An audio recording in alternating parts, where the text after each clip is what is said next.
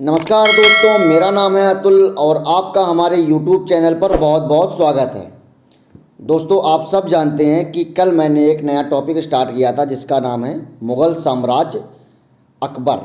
अकबर को मैंने कल स्टार्ट किया था, जिसमें कि मैंने कुछ चीज़ें बता दी थी अकबर के बारे में और बची हुई चीज़ें आज हम उसको कवर करेंगे। तो ये हम कह सकते हैं कि ये इसका पार्ट 2 है और वो जो कल वीडियो डाला था वो पार्ट 1 है। तो पार्ट 2 अकबर से रिलेटेड जितने भी क्वेश्चन हैं, बचे हुए जितने भी क्वेश्चन हैं एग्ज़ाम पॉइंट ऑफ व्यू से, उसको आज हम कवर करेंगे। तो चलिए दोस्तों, देरी ना करते हुए आज का ये टॉपिक स्टार्ट करते हैं। तो देखिए दोस्तों, अब कल मैंने जो पढ़ाया था उसके बाद आज का ये टॉपिक स्टार्ट होता है अकबर से प्रमुख वर्ष, संबंधित वर्ष। अब अकबर से प्रमुख संबंधित जो वर्ष हैं उनको हम आज जानेंगे। तो देखिए, हम सब जानते हैं कि अकबर का जन्म हुआ था 1542 ईस्वी में, हम सब जानते हैं। इसके बाद अगर हम बात करें तो 1556 ईस्वी में अकबर का राज्याभिषेक हुआ था पंजाब के कालानौर क्षेत्र में, आप सब जानते हैं। और 1560 ईस्वी में बैरम खां का पतन हो गया था, बैरम खां की मृत्यु हो गई थी 1560 ईस्वी में। अगर हम बात करें 1562 ईस्वी में, तो 1562 ईस्वी में दास प्रथा का अंत हो गया था अकबर ने जो कि किया था।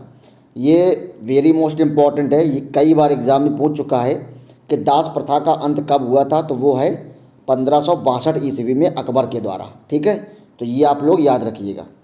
अब अगर हम आगे बात करें तो 1563 ईस्वी में तीर्थ यात्रा कर की समाप्ति कर दी गई थी। देखिए, 1563 ईस्वी में क्या हुआ था कि अकबर जो थे उन्होंने हिंदुओं की जो तीर्थ यात्रा होती थी, तो हिंदू जब तीर्थ यात्रा करने जाते थे तो उसके लिए वो टैक्स देते थे, कर देते थे।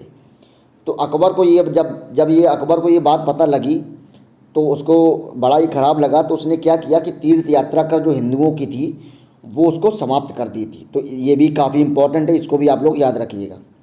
अगर हम बात करें 1564 ईस्वी में, तो वहाँ पे 1564 में उस अकबर ने जजिया कर, एक कर था जजिया कर, उसकी समाप्ति कर दी थी अकबर ने 1564 ईस्वी में।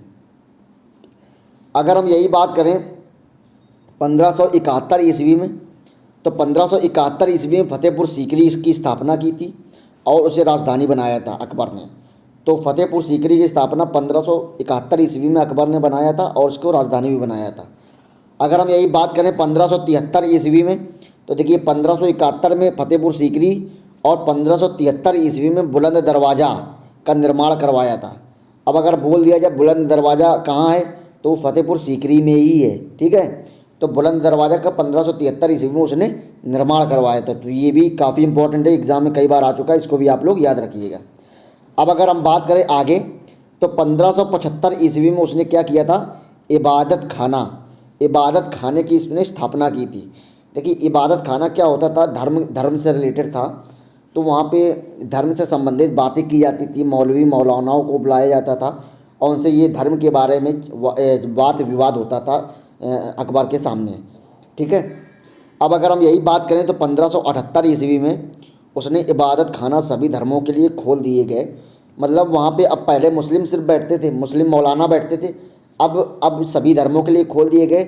तो वहाँ पे क्या हुआ कि क्रिश्चियन के पादरी, हिंदू के जो पंडित जो विद्वान थे वो बैठने लगे और मुस्लिम के क्या नाम है कि ये मौलाना वगैरह वहाँ पे बैठ के वाद विवाद करते थे कि तुम्हारे धर्म में क्या है, इस धर्म में क्या है, इस धर्म में क्या है, और इस कई टॉपिक उठाते थे, हर धर्म से रिलेटेड कई टॉपिक उठाते थे। तो वो कुछ चीज़ें हुई। इसके बाद हम आगे देखेंगे कि देखिए 1579, अगर हम 1579 की बात करें तो एक मजहर की उसने घोषणा की थी अकबर ने।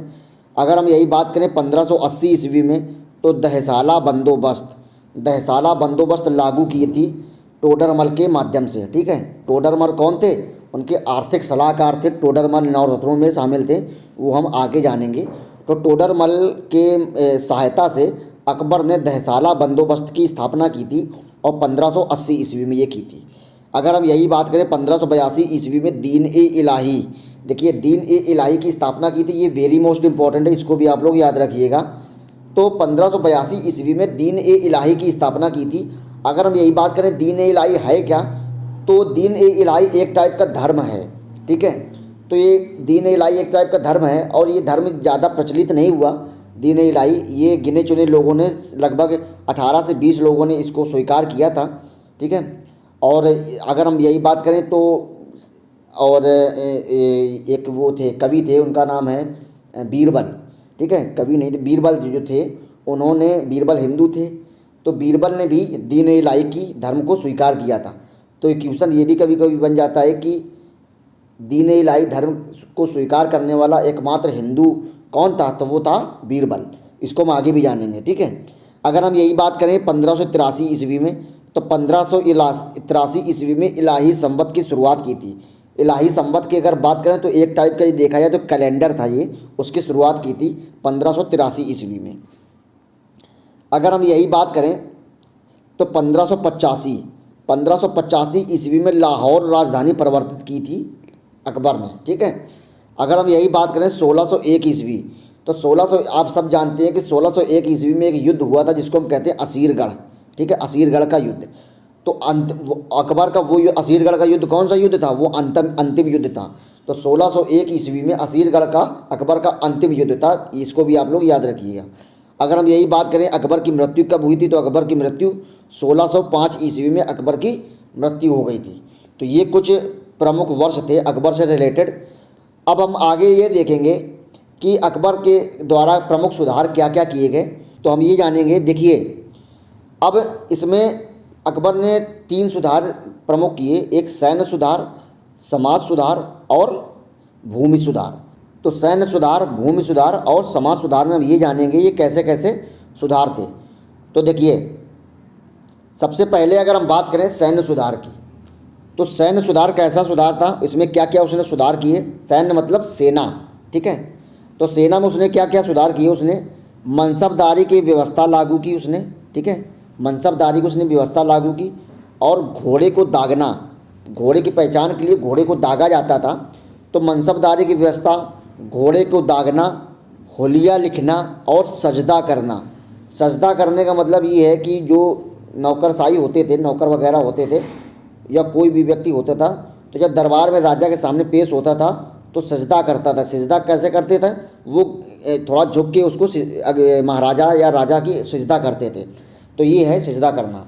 तो ये कुछ सैन्य सुधार थे। अगर हम यही बात करें समाज सुधार की, तो समाज सुधार में अकबर ने बहुत ही अच्छे अच्छे काम किए, इसके लिए वो विख्यात भी है, इसके लिए वो महान अकबर के नाम से भी जाना जाता है। तो समाज सुधार में उसने देखिए दास प्रथा का अंत किया था, दास प्रथा का अंत, और बहुविवाह का पर रोक, मतलब एक व्यक्ति कई विवाह नहीं कर सकता था, लेकिन खुद अकबर ने कई शादियां की थी, बट उसने बहुविवाह पर रोक लगा दी। विधवा विवाह को प्रोत्साहन दिया, जो कि सराहनीय काम है। विधवा विवाह, जो महिलाएं विधवा हो जाती थी, उनको विवाह करने का, दोबारा विवाह करने को उसको प्रोत्साहन दिया। तो ये कुछ उसके नेक काम थे। अगर हम यही बात करें, बाल विवाह पर रोक लगाई अकबर ने, ये भी नेक काम था। सती प्रथा पर रोक लगाई, ये भी नेक काम था। और अंतरजातीय विवाह को प्रोत्साहन दिया। अंतरजातीय विवाह मतलब, अब देखिए, जैसे कि जोधा हिंदू थी और अकबर मुस्लिम था, तो हिंदू और मुस्लिम के बीच में सब शादी हो गई जोधा और अकबर की। और जोधा अकबर की जो कहानी है वो, उसके लिए कई नाटक, सीरीज़ और मूवी वगैरह बने हैं, जिसको आप लोगों ने, उम्मीद करता हूँ, देखा भी होगा। अगर नहीं देखा है तो देखिएगा ज़रूर, बहुत ही अच्छी है।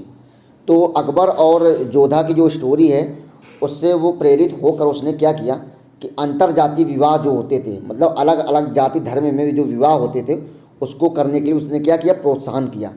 अगर हम यही बात करें वैश्यालय उसने खोले। देखिए, हर उसमें वैश्यालय खोले गए थे, हर राजा वैश्यालय खोलते थे। तो उसने, अकबर ने, लेकिन उसमें वैश्यालय में क्या किया कि वैश्यालय को शहर से दूर स्थापित कर दिया, ठीक है, ताकि समाज में एक बुरी नज़र से, मतलब बुरा प्रभाव ना पड़े समाज में। उस चीज़ को देखते हुए क्या किया उसने, वैश्यालय को शहर से दूर स्थापित कर दिया अकबर ने। और उसका नाम क्या रखा, उसका नाम रखा शैतानपुरी। वैश्यालय का नाम क्या रखा, शैतानपुरी। ये एक दो बार एग्ज़ाम में आ चुका है कि अकबर के द्वारा वैश्यालय का नाम क्या रखा गया था, तो वो था शैतानपुरी। अगर हम यही बात करें अकबर ने भूमि सुधार कौन कौन से किए थे, तो देखिए, अकबर ने भूमि सुधार में जब्ती प्रणाली और दहसाला बंदोबस्त, ये 2 चीज़ें उसने, अकबर ने भूमि सुधार में किए थे। अगर हम यही बात करें अकबर के द्वारा प्रमुख निर्माण कौन कौन से करवाए गए, अकबर ने प्रमुख कौन कौन से निर्माण करवाए, इसके बारे में हम जानेंगे। तो देखिए, अकबर ने आगरा का जो लाल किला है, आप सब लोगों ने अगर नहीं देखा तो देखिएगा, बहुत ही अच्छा है। अकबर का लाल किला बनवाया, इलाहाबाद का किला बनवाया और लाहौर का किला बनवाया। तो अकबर ने लाल किला का अकबर ने आगरा का लाल किला, इलाहाबाद का किला और लाहौर का किला, ये 3 किले उसने, बहुत ही फेमस किले हैं, इनको बनवाए। अगर यही हम बात करें फतेहपुर नगर या शहर, फतेहपुर सीकरी की नगर या नगर को बसाया अकबर ने।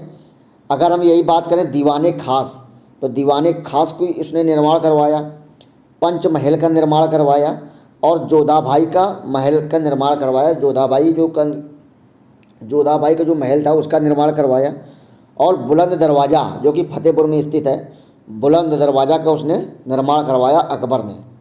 अगर हम यही बात करें हुमायूं का मकबरा, तो हुमायूं जानते हैं कि अकबर के जो पिताजी थे उनका नाम था हुमायूं, तो हुमायूं का मकबरा की स्थापना की कहाँ पे, दिल्ली में।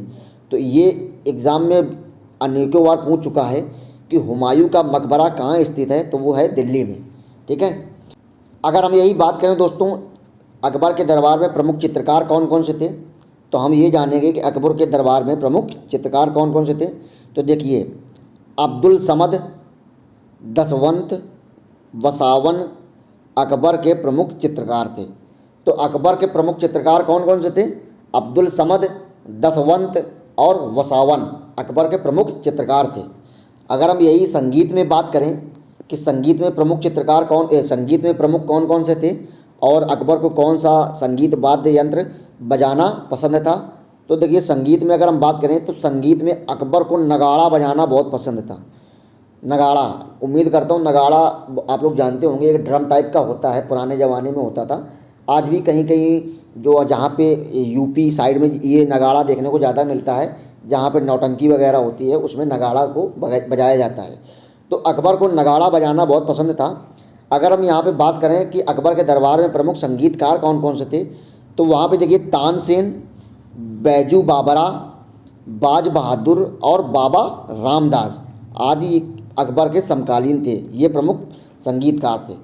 अब देखिए, अब अकबर के नवरत्न, एग्ज़ाम में अकबर के नवरत्न से कई बार अनेकों बार प्रश्न बन चुके हैं, जो कि अभी हाल ही में आने वाले जो प्रश्न एग्ज़ाम है जिसमें कि यूपी पैट का एग्ज़ाम है, उसमें अकबर जो टॉपिक है वो आएगा और उम्मीद करता हूँ कि ये अगर टॉपिक आप लोगों ने पढ़ लिया तो आप लोग एग्ज़ाम से इससे क्वेश्चन बाहर नहीं जाएगा। तो अब अगर हम बात करें अकबर के नवरत्न, तो अकबर के नवरत्न में हम जानेंगे कि नवरत्न कौन कौन से थे। तो अकबर के नवरत्न में सबसे पहले हम नाम लेंगे बीरबल का। देखिए बीरबल कौन थे, उनका हिस्ट्री क्या है बीरबल की, उसको हम जानेंगे। तो देखिए अकबर के नवरत्न में सबसे पहला नाम आता है बीरबल का। अगर हम इनका वास्तविक नाम की बात करें तो बीरबल का वास्तविक नाम क्या था, महेश दास। तो बीरबल के वास्तविक नाम महेश दास था और बीरबल को कविराज की उपाधि अकबर ने दी थी। तो अगर हम ये की भी क्वेश्चन बन सकता है कि कविराज की उपाधि किसने धारण की, तो वो बीरबल ने की थी और किसने दी थी, तो अकबर ने दी थी। अगर हम यही बात करें, ये देखिए पॉइंट आ गया कि दीन ए इलाही धर्म को स्वीकार करने वाला एकमात्र हिंदू व्यक्ति कौन थे, बीरबल।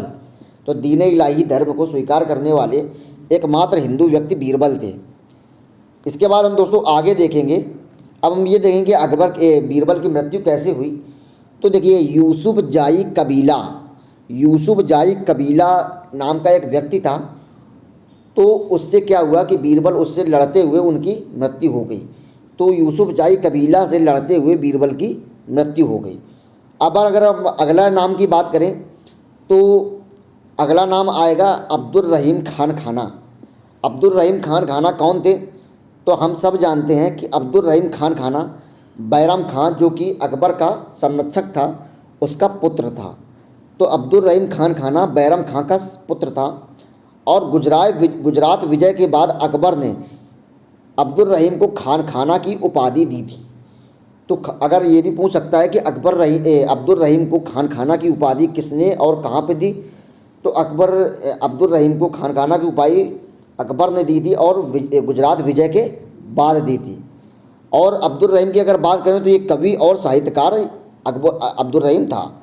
तो कवि एवं साहित्यकार था ये अब्दुल रहीम। अब अगर इसी क्रम में हम बात करें अगले नवरत्न की बात करें तो वो है तानसेन। तानसेन के बारे में आप सब जानते हैं। तानसेन एक बहुत ही बड़ा म्यूजिशियन थे। तो उनका मूल नाम क्या है तानसेन का, तो वो है रामतनु पांडे। रामतनु पांडे। अब अगर हम इनके गुरु के नाम की बात करें तो इनके गुरु का नाम था हरिदास। तो इनके गुरु का नाम था हरिदास और कंठाभरणवासी विलास की इन्होंने उपाधि धारण की थी। ठीक है दोस्तों। अब अगर हम वही अकबर आगे बात करें तो अकबर से पहले तानसेन ग्वालियर के रीवा रामचंद्र के दरबार में गाते थे। अब देखिए, अकबर से पहले तानसेन कहाँ गाते थे, तो ग्वालियर के एक राजा थे रीवा रामचंद्र, उनके दरबार में पहले तानसेन गाते थे अकबर से पहले। ठीक है। अगर हम यही तानसेन के प्रमुख कृतियाँ या रागों की बात कर दें तो एग्ज़ाम में इससे भी कभी कभी क्वेश्चन बन जाता है कि तानसेन की प्रमुख कृतियाँ कौन कौन सी थी। तो देखिए, उसमें से प्रमुख मैंने ली हैं। उसमें मियाँ की टोड़ी, मियाँ मल्हार, मियाँ सारंग और दरबाली कलहड़ आदि इनकी प्रमुख कृतियाँ थीं। ठीक है दोस्तों, तो इसको भी आप लोग याद रखिएगा। अगर हम यही बात करें अगले नवरत्न की तो अगला नाम आता है अबुल फजल का। अबुल फजल को आप सब लोग जानते हैं कि ये बहुत बड़े इतिहासकार, दर्शन और साहित्य के विद्वान थे। कौन? अबुल फजल। और अबुल फजल ने अकबरनामा की रचना भी की है। ये इम्पॉर्टेंट है एग्ज़ाम पॉइंट ऑफ व्यू से। तो अबुल फजल ने अकबरनामा की रचना भी की है। अगर हम यही बात करें कि इसकी अबुल फजल की मृत्यु कैसे हुई तो देखिए, 1602 ईस्वी में क्या हुआ कि अकबर का पुत्र था जिसका नाम था सलीम। तो 1602 ईस्वी में सलीम के कहने पर वीर सिंह बुंदेला द्वारा उसकी हत्या करवा दी गई अबुल फजल की। ठीक है, तो ये भी आप लोग याद रखिएगा। अगर हम अब अगला नाम लें तो अगला नाम आएगा फैजी। फैजी कौन थे? तो फैजी अबुल फजल के बड़े भाई थे और ये अकबर के कविराज का दर्जा इन्होंने दिया था। तो फैजी जो थे वो अबुल फजल के बड़े भाई और अकबर ने कविराज का इनको दर्जा भी दिया था। ये आप लोग याद रखिएगा। और फैजी ने कई मंत्रों का अनुवाद किया था, ये भी आप लोग याद रखिएगा। अब अगर हम बात करें अगले तो अगले आएंगे मान सिंह। अब देखिए, मान सिंह के बारे में बात करेंगे तो ये कौन थे? तो मान सिंह राजा भारमल के पौत्र का मतलब नाती। तो राजा भारमल के पौत्र थे और भगवान दास के पुत्र थे। कौन? मान सिंह। अगर हम बात करें राजा भारमल कौन थे, तो राजा भारमल जोधाबाई जो कि अकबर की पत्नी थी उनके पिताजी थे। ये राजस्थान से संबंधित हैं, आप सब जानते हैं, पिछली वीडियो में मैंने पढ़ाया था।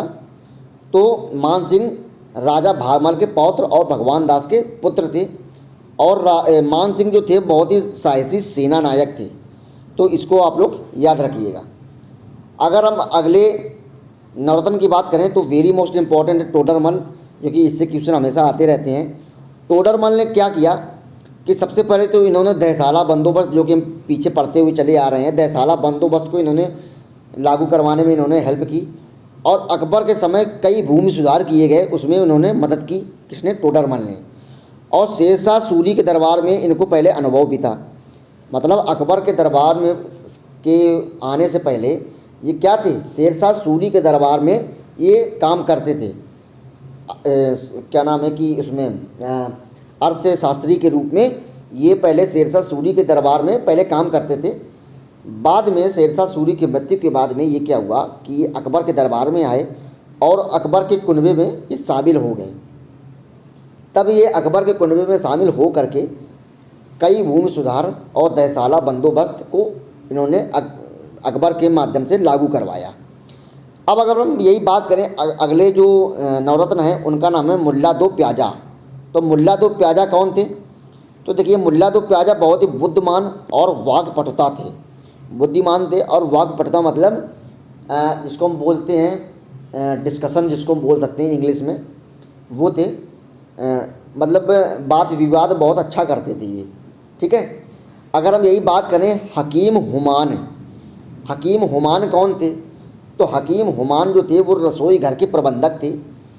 इनके अंडर में जो खाना, दावतें, खाना बनाना, ये सब चीज़ें हकीम हुमान के अंडर आता था।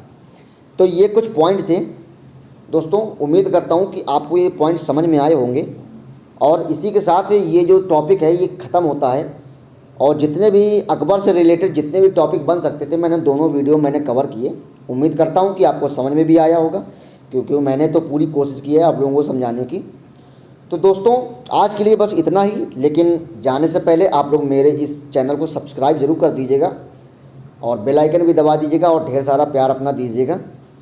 तो चलिए दोस्तों आज के लिए इतना ही। कल हम हाजिर होंगे एक नए टॉपिक और नए वीडियो के साथ में। तब तक के लिए नमस्कार, जय हिंद, वंदे मातरम।